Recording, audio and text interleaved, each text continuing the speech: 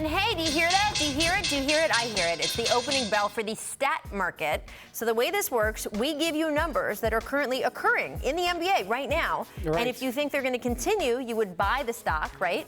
Or if you think they're going to not continue, you want to sell, right, before the stock crashes. This is important information to understand the game. This is right. All right, I want to start with Luka Doncic. Just named Western Conference Player of the Month. He is close to averaging a 30-point triple-double this season. Just came off averaging a 30-point triple-double in November. So, Richard, do you buy or sell Luka's chances at the 30-point triple-double for the season?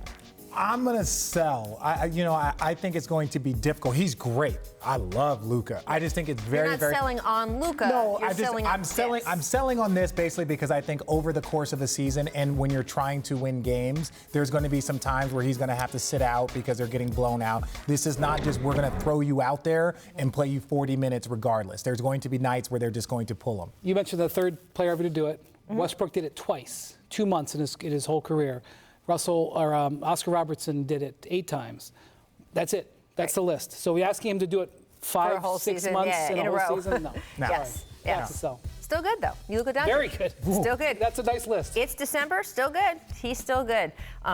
Just telling people in Sacramento. Let's move on to Russell Westbrook, who has not been keeping his triple-double pace of the past seasons. He's recorded just 1 triple-double in his last 13 games. So do you think that him not having the triple-doubles the way he has the past couple years will continue? Are you buying that, or are you selling and think there's going to be change? Yeah, I'm going to buy it because this is his new reality. He knew this was going to be the case when he came to Houston. And if you watch how they're playing, James Harden is back to doing what James Harden does. And why wouldn't you give him the keys and let Westbrook continue to produce at this level? By the way, those numbers were pretty darn good. 22, what was it, 23, 7? Those numbers are awful for Russell Westbrook. No, I'm kidding. I know sarcasm is something that's been lost in television. It's been lost in television. Things are not going well for you the last couple weeks when you make jokes on television. Russell Westbrook is amazing. The thing that's impressive to me is that he has adjusted his game, and he's adjusted what people were like, their egos. And no, he's like, hey, James score, and I'll be the facilitator, and I'll do a bunch of other things around, and that's what he's shown. Like, even though his numbers, like, it's not 30, 10, and 10 like he's done. Look at those numbers. I would have killed for those numbers in the best year of my life. And this man you had is some like, good seasons. Yeah, but I'd never averaged 22, 7, and 7. That's true. Yeah, so that's what I'm saying. Like, he's taking a step back, and you have to do that if you want to get to the place that him and James want to get to. Here's what I say about Russ. He is headstrong. He is stubborn. He is invested once he thinks about something. We saw his approach to Kevin Durant after KD left. But he is willing to adapt his game. And if you look over his time in Oklahoma City, over year to year, while he was playing with Kevin, after Kevin left, there were a lot of changes and adjustments he made. So it didn't make him a completely different player. Most people don't wake up out of the bed and just become a different person. But he has been willing over the years, and you can look it up, where he was willing to make adjustments. It didn't surprise me that in going to Houston, he was willing to say, okay, I'm going to play. I'm not going to be a different person. Not going to be a different player, but I'm willing to adjust what weight I put on different things. Their style of basketball still concerns me. Just putting that on record. Just putting it on record. They're both You wrote great. it down. Their style. I actually underlined something. Underline something. That's important. Let's move on to Zach LaVine, who dropped 28 in a win over the Kings last night. He's been on fire, and the marker is when he was benched by Jim Boylan on November 22nd against the Heat. Since then, he has been averaging 32 points a game. Remember that crazy game in the next night after that. So, Richard, do you buy or sell Zach's continued scoring pace? First of all, I want to say thank you to Coach Boylan, right? Thank you, Coach. These millennials have been coddled so much. My God. Get off my lawn. Oh, my God. Yes.